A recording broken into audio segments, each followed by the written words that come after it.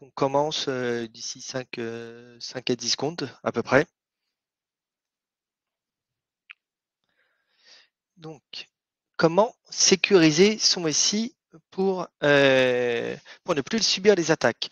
Donc, bienvenue à tous. On va discuter aujourd'hui de la sécurisation des systèmes. On va d'abord commencer par une partie sur les risques que peuvent subir les systèmes, les impacts que ça peut avoir sur une organisation.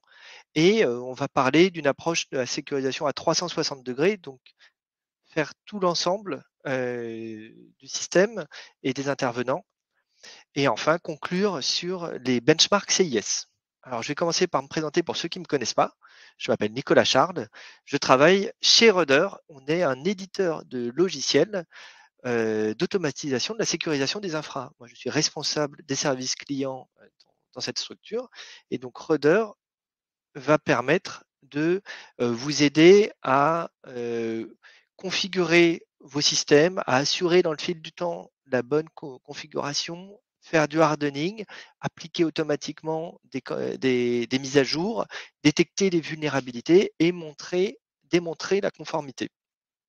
C'est un logiciel plutôt à destination des ops et des équipes de sécurité notamment. Alors on va rentrer dans le sujet. D'abord, un retour qu'on a en ce moment des personnes avec qui on parle, c'est pas est-ce qu'on va subir une cyberattaque, mais quand est-ce qu'on va la subir? C'est malheureusement le sujet de l'année, je dirais. Et en 2023, on a des statistiques qui ont été publiées, sachant que la majorité des incidents restent secrets, soit parce que les gens ne veulent pas montrer qu'ils ont eu un incident, soit parce qu'il y a effectivement une raison pour laquelle ne pas en parler. On a eu en 2023 un doublement du nombre d'attaques au ransomware. 198 failles zero day, donc autant de vecteurs d'attaque pour exploiter des vulnérabilités dans des logiciels et rentrer dans les systèmes. 28 902 CVE, c'est le record. Il y a tellement de CVE que cette année, NVD n'arrive même plus à suivre le débit des CVE. Et un coût moyen de 4,4 millions de dollars pour une fuite de données. Les attaques touchent tous les types de structures. Microsoft a été touché assez récemment, mais des structures aussi à taille humaine peuvent aussi être victimes. Je suis Nicolas Charles pour la question du rappel du nom de l'intervenant dans le chat. Excusez-moi. Donc, récemment, il y a un hébergeur de données comptables nommé Coaxis qui a été victime d'une attaque par ransomware. C'était en décembre 2023. Il y a une documentation assez exhaustive de ce qui s'est passé. Ça a été une attaque via Logbit. Donc c'est un système qui est du ransomware de service. Les données de l'hébergeur ont été chiffrées avec des demandes de rançon. A priori, il n'y a pas eu de fuite de données, fort heureusement. Et on a eu 1 mois pour la remise en fonctionnement des infrastructures. Enfin, l'hébergeur a mis 1 mois à remettre en fonctionnement total son infrastructure et remettre en totalité son service en état. Sachant que 1 mois, ça a été pour l'intégralité. Au bout de quelques jours, déjà, il avait pu remettre en état, en service des pans de son infrastructure. Alors, les vecteurs d'attaque pour ces attaques, ils sont variés et ils viennent de différentes zones. On a notamment des risques internes. Donc, ça peut être des erreurs humaines, que celui qui a jamais fait une erreur sur une base de données de production me jette la première pierre. Ça peut être aussi des malveillances internes, soit pour des acteurs malveillants, soit des personnes qui sont cibles de chantage.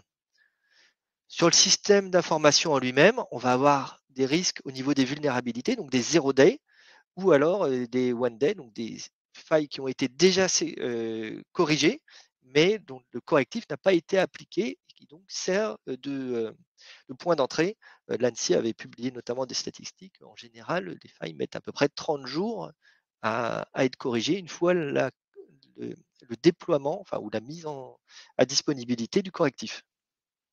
Ça peut être aussi des flux qui ont été ouverts par erreur, des attaques de supply chain via des logiciels compromis.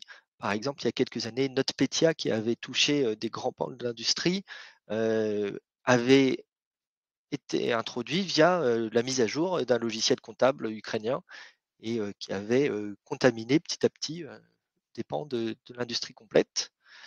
Ça peut être aussi des mauvaises configurations. C'est ce qui était arrivé à Microsoft où une machine avec des droits privilégiés avait été laissée sans configuration particulière. On a des menaces externes. Ça peut être aussi, ça peut être de l'espionnage industriel, un externe qui veut simplement vous voler de l'information. On a aussi des attaques automatisées, en plus, qui deviennent de plus en plus complexes avec du fuzzing de l'IA pour essayer de trouver des failles et essayer de rentrer par des vecteurs qui n'étaient pas connus. Ça peut être des acteurs étatiques aussi, on en parle beaucoup en ce moment, du ransomware pour faire du chantage, voler de l'argent, et des simples fuites de services, du phishing.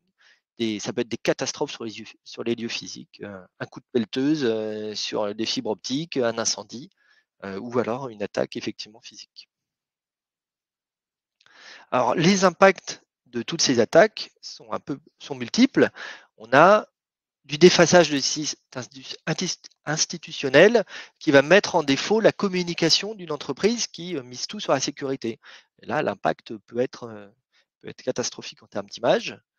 Une paralysie du système d'information, donc les systèmes ne fonctionnent plus, les gens ne peuvent plus travailler, voire même la chaîne de production est coupée, du coup tout ce qui est en cours de production va être mis au rebut, avec des pertes assez conséquentes, du chantage, donc, des données qui vont être volées et demander de l'argent pour ne pas les diffuser, même si parfois, dans ces cas-là, les données sont quand même diffusées après.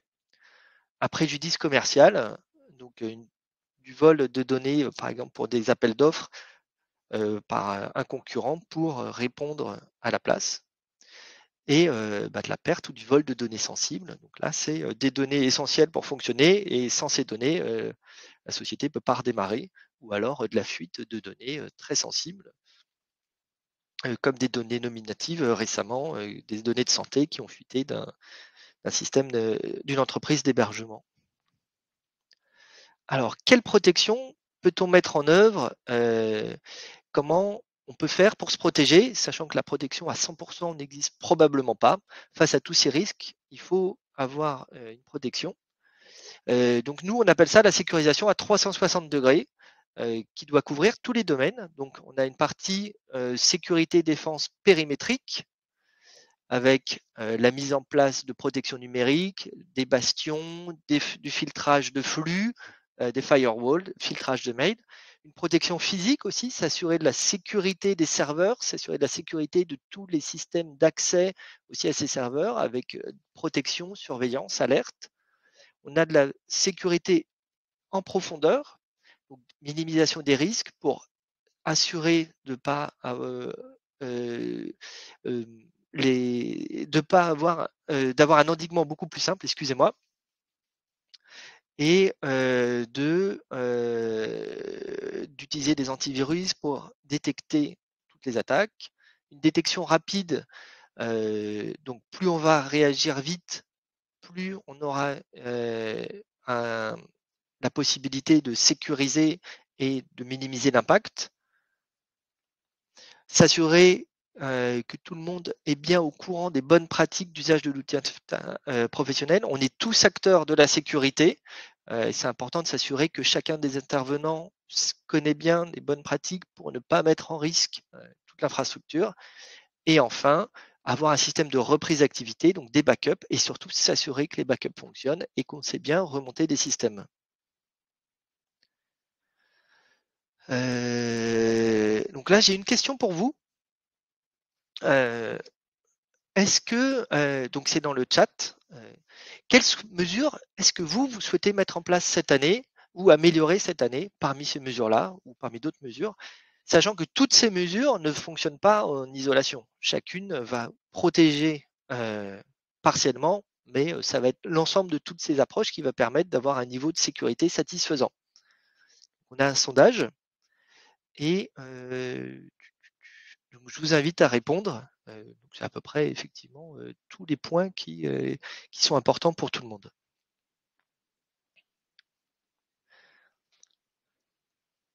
On regarde, ouais, la reprise d'activité, les barrières de protection numérique, minimisation des risques, détection. En fait, tout le monde, souhaite, tous les points, ce qui est bien légitime.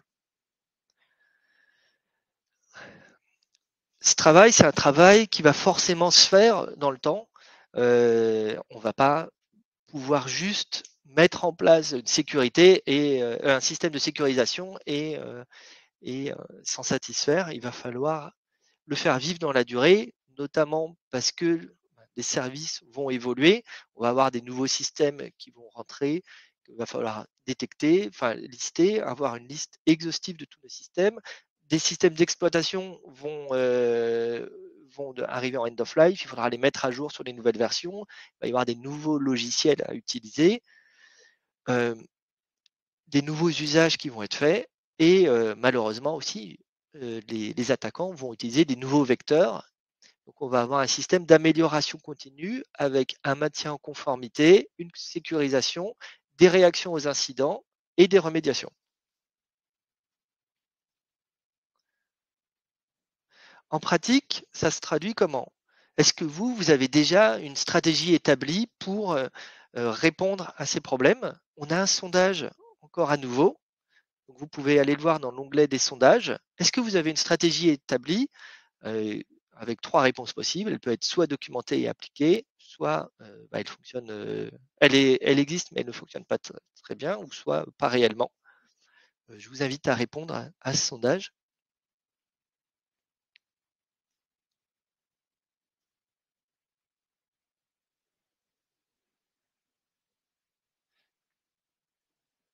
On a encore un sondage avec des réponses assez communes.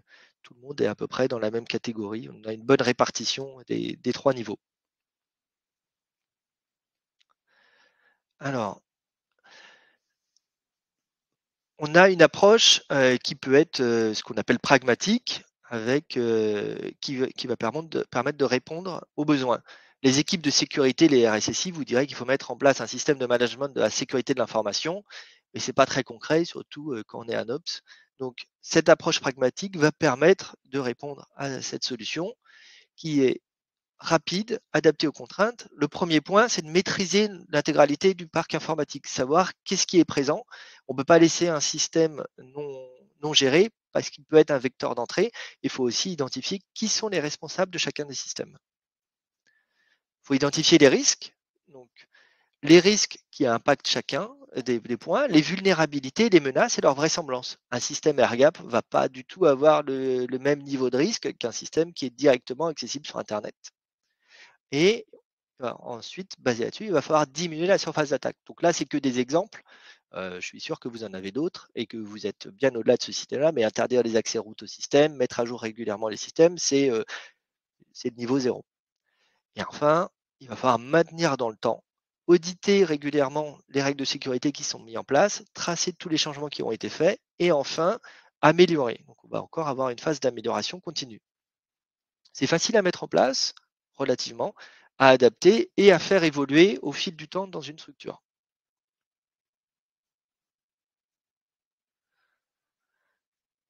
Euh, euh, on a des solutions pour nous aider sur chacune de ces étapes. Alors là, j'en ai listé quelques-unes, c'est des solutions que moi j'aime bien, ou alors qui sont assez courantes sur le domaine. J'ai plutôt listé des acteurs français et ou open source, mais il y a aussi des acteurs incontournables. Je ne vais pas rentrer dans le détail sur chacun d'eux, mais on a côté gestion des assets, des CMDB type eTop ou Netbox qui vont permettre d'identifier les systèmes, les services rendus et servir de source de données pour les étapes suivantes, notamment sur la partie configuration, sécurisation, où on va pouvoir avec par exemple Roder ou Foreman provisionner des systèmes, faire des configurations initiales, du hardening initial, maintenir au fil du temps appliquer des tests avec OpenSCAP ou Elastic, de voir quels sont les niveaux de certification. Ensuite, en cas d'incident, on va avoir des détections avec soit regarder les logs, soit regarder le comportement du système avec Elastic, ou alors des systèmes d'inspection type Arflang, Tetris, Oiseau. Une éviction des problèmes avec des outils type The Hive, Ansible, CrowdStrike qui vous permettent de réagir de façon différente sur chacun des volets. Une remédiation pour corriger les problèmes et enfin une amélioration continue au fil du temps. Donc, j'ai listé quelques outils. N'hésitez pas, si vous avez des outils préférés ou que vous utilisez déjà, que vous ne voyez pas dedans, à les lister dans le chat et à nous dire ce que vous en pensez. Je serais très preneur de vos avis et je pense que les autres aussi seraient très, très intéressés. On a aussi dans une structure des contraintes. Donc, selon le domaine d'activité, on peut avoir des normes contraignantes qui font qu'on est obligé d'aller plus loin pour sécuriser nos systèmes ou pour sécuriser les données qu'on manipule. J'ai listé ici quelques-unes des normes que nos clients utilisent, PCI DSS, TISAC, SOX, HDS, ISO 27001, qui imposent des contrôles réguliers via des audits externes. Ils sont contraignants. Une société qui va perdre sa certification peut ne plus pouvoir exercer son travail, mais ça va assurer la sécurité et la confiance dans l'infrastructure. Et ces normes vont appuyer votre stratégie de sécurisation et permettre de débloquer des verrous internes sur la sécurisation en débloquant des budgets ou en débloquant des ressources pour effectivement sécuriser vos systèmes. On a aussi des contraintes qui sont obligatoires supranationales, avec des amendes dissuasives en pourcentage de chiffre d'affaires en cas de non-respect. Donc, je ne vais pas rentrer dans le détail sur le RGPD, on connaît bien maintenant. Mais là, en octobre 2024, on a NIS 2 qui va rentrer en application. Donc, c'est la deuxième version du Network and Information Security qui va imposer aux sociétés dans des domaines référenciés, d'avoir un niveau de cybersécurité adéquat. Donc adéquat, ça veut dire en corrélation vis-à-vis du risque et de la taille de la structure. On ne va pas demander à une petite structure de 50 personnes d'appliquer les mêmes niveaux de cybersécurité qu'une grande multinationale. Mais ces sociétés devront prouver d'appliquer un niveau de cybersécurité suffisant. Alors, on a aussi des recommandations qui viennent d'organismes qui vont nous aider à appliquer les bonnes pratiques de sécurité. Notamment, en France, on a l'ANSSI qui régulièrement publie des recommandations, qui a des livres blancs, des publications très utiles pour aider à sécuriser. Un des plus connus, c'est probablement le guide d'hygiène informatique. Mais pour rentrer plus loin, on a aussi le référentiel de durcissement BP 28 version 2 qui est exhaustif pour les systèmes Linux. L'ANSSI publie aussi des, des méthodes de réponse à des incidents et accompagne aussi les sociétés pour sécuriser leur système. On a le Center for Internet Security, qui est une organisation américaine à but non lucratif qui a été créée en 2020.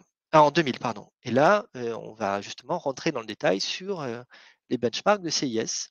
Son but, c'est d'aider les entreprises, les personnes et les gouvernements à se protéger contre les cyberattaques en créant des benchmarks, des référentiels de sécurité. Avant de continuer, j'ai une question pour vous. Est-ce que vous pourriez me dire dans le chat quel référentiel vous avez déjà mis en place? N'hésitez pas à détailler aussi vos expériences sur ces référentiels, ce qui s'est bien passé, ce qui s'est mal passé, quels outils vous avez utilisés pour ces référentiels. Alors, les benchmarks CIS, c'est des recommandations qui sont établies via des consensus. C'est des acteurs un peu partout sur la Terre qui vont se mettre d'accord sur une liste de points qu'une société doit suivre pour sécuriser typiquement des systèmes d'exploitation. À chaque fois, chaque benchmark s'applique pour un système d'exploitation dans une version donnée avec des profils de sécurité croissantes et qui liste des recommandations. Donc, une recommandation a un identifiant, un mode d'évaluation manuel ou automatique, une description de la raison et de l'impact et comment est-ce qu'on peut auditer et remédier. Ça se présente sous forme de gros fichiers Excel ou PDF avec à peu près 500 points de contrôle.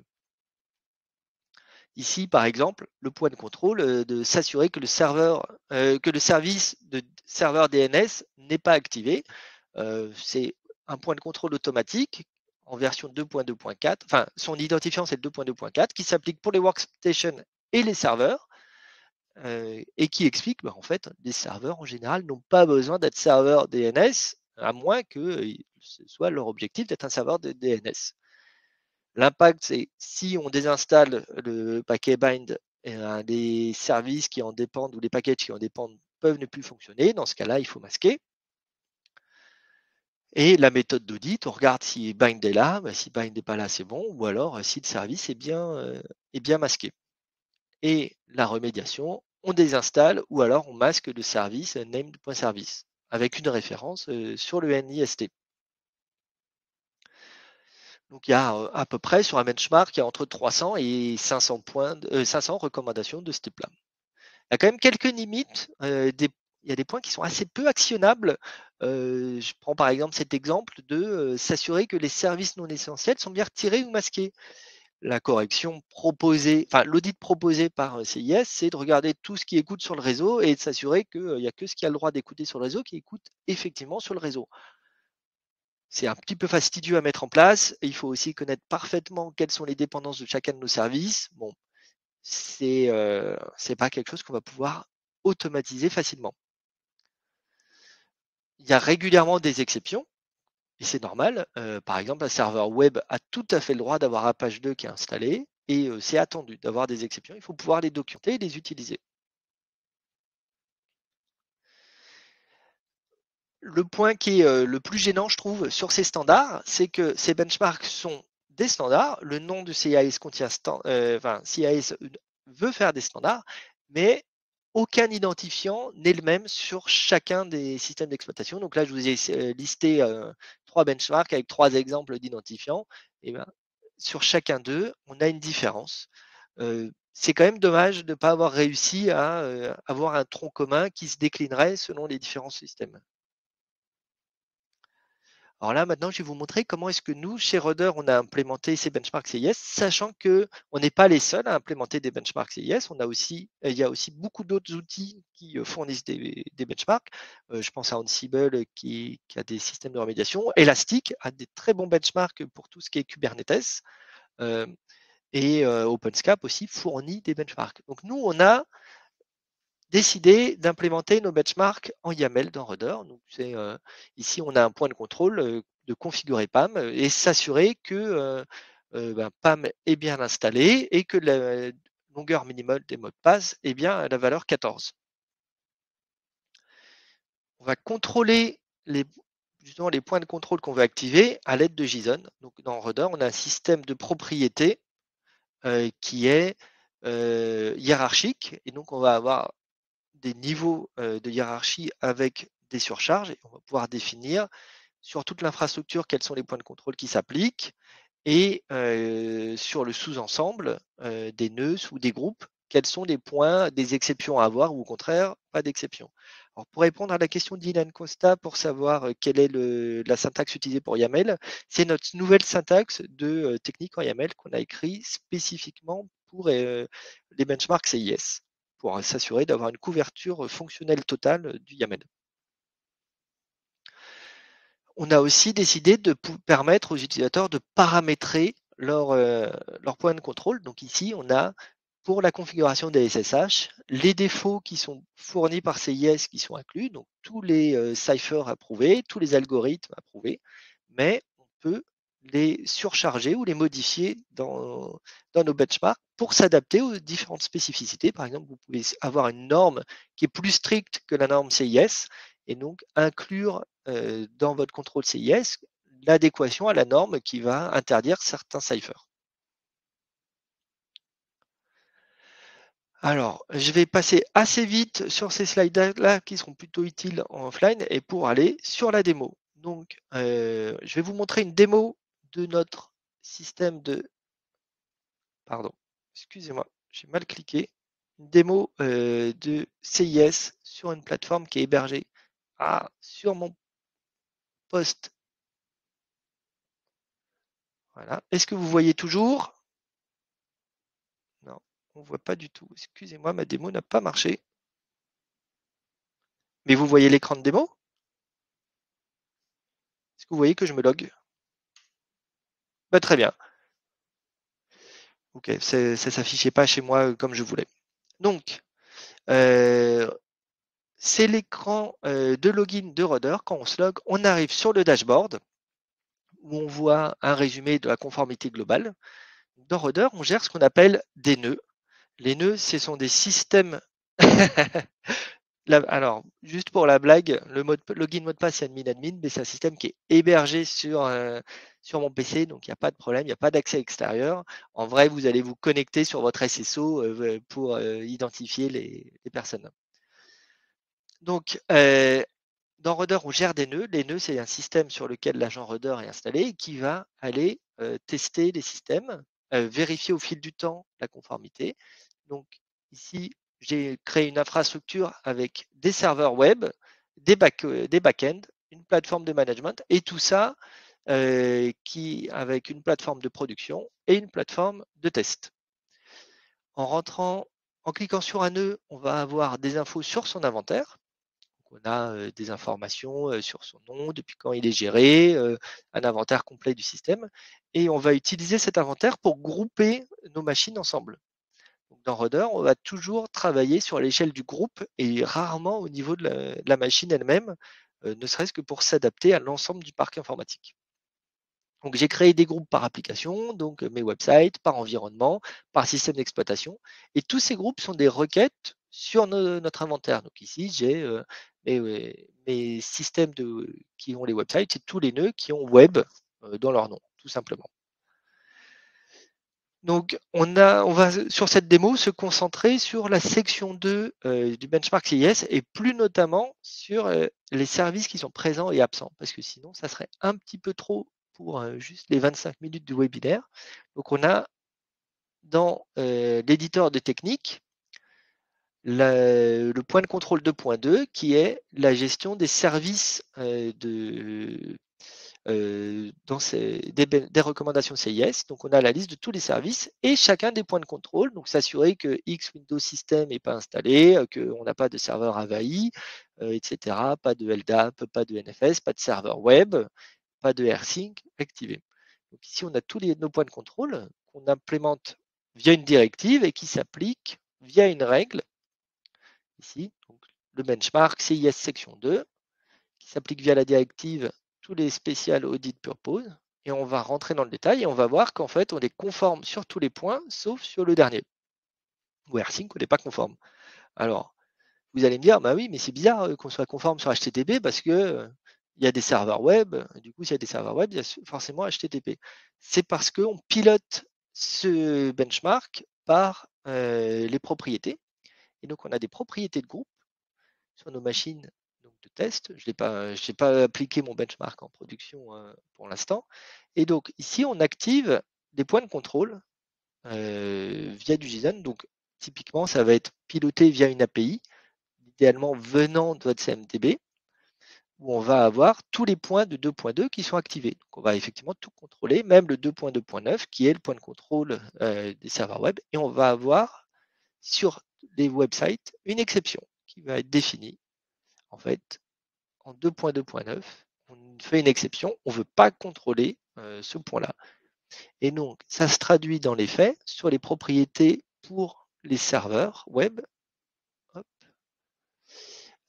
en audit, pardon, excusez-moi, la valeur 2.2.9 est bien un false et on a même l'explication ici de la surcharge qui fait que point 2.2.9 et 4.1 ont été exclus de ce système. Et donc, c'est comme ça qu'on va voir qu'on est conforme ou pas. Alors, on arrive à la fin du webinaire, donc je n'ai pas pu vous montrer non plus la remédiation, je suis désolé. Avant de... Du coup, ce que je vous propose, c'est qu'on passe aux questions, si vous avez des questions. Et je vous remercie d'avoir participé à ce webinaire et de votre attention. On va vous partager les slides par la suite. Il y a la vidéo aussi qui est faite que vous pourrez regarder après. Si vous souhaitez une démo personnalisée, n'hésitez pas à nous contacter. Si vous avez des questions aussi précises, vous pouvez me contacter. Mais là, dans le chat, posez vos questions. Je vais essayer d'y répondre. Et merci à vous tous pour pour votre attention. Alors, tac. Alors, je regarde dans les questions que vous pouvez avoir.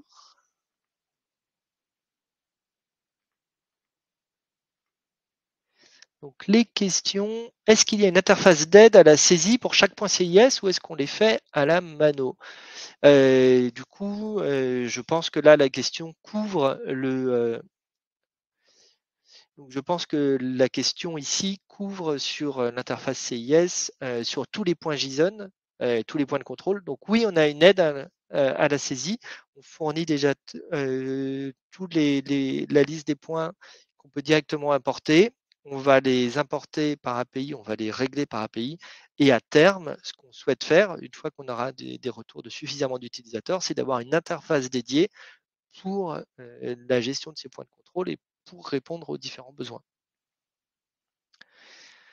Alors, on a Sebsiop Sebsom nous demande chez quel type de client on est déjà déployé. Alors, nos clients sont assez variés. En fait, on a des clients dans l'industrie, notamment dans les systèmes bancaires. On a des clients dans les systèmes qui gèrent de l'argent, chez des infogérants. Nos clients sont principalement en Europe et en Amérique du Nord. Alors, Rudder aussi est une solution open source. Donc, on a beaucoup d'utilisateurs qui sont dans des associations, qui sont des petites structures aussi qui utilisent Rudder en open source.